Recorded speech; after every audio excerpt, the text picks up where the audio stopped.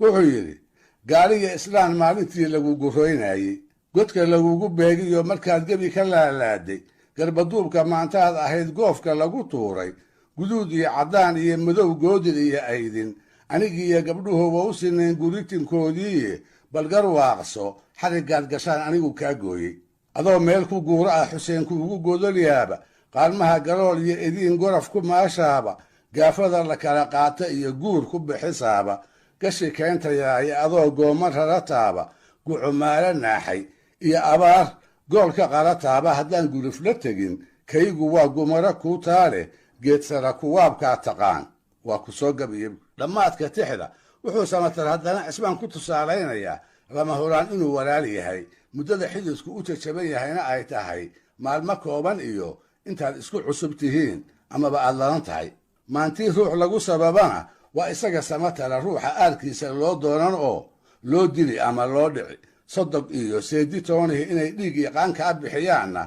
waa wax aan la filayn loona soo joogin wuxuu yidhi garka iyo wadnuhu waa dhashii bihiina guuleede goortaad xumaataan nin kale kaa gabanayaaye garaxgaraxda xidid waa dhowbaad kala gadoontaane kuwa gacanta kula raacayaad garab shaqlaynaysid gamba kuguma bixiyeen adoo geesi soo dilaya anunbaa la ii geli lahaa goob aan joogaba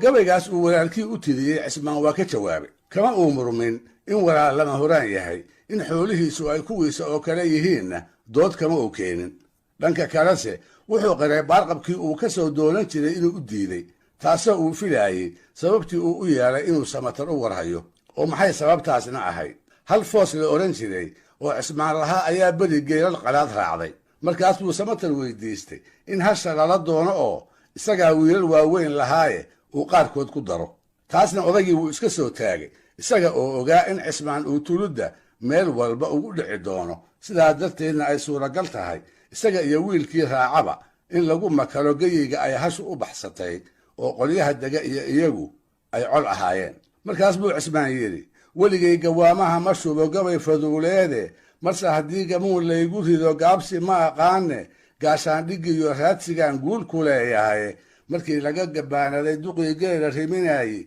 ee gaabiyow ina tigaad guuxba laga waayey garan weydaysaan kaaga xiray kayga guunka ah geelii halaabaa ka kulul gaalmiduu dhacay garabtii dhoweyd foos markay geediyada raacday gundheere iyo maantaan u kacay garabka maygaagle aan keligay guuraha ahaa ama guclaynayey gucumaalo aar maalintuu igu gadoodayey maantaan u galay reerihii godabta ii haystay go'i waaye dhowr xoog leh baad golo ku joogteen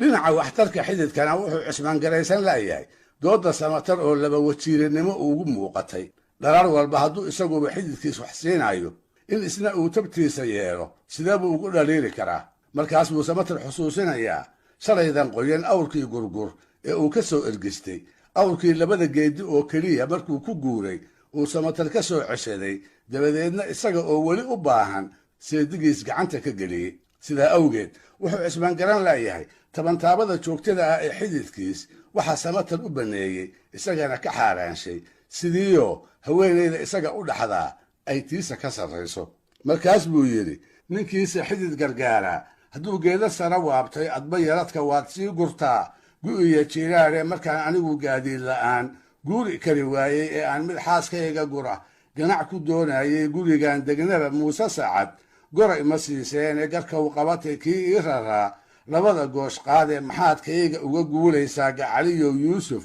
gabadhaad qabto iyo taydu sow dumar gudboon ma aha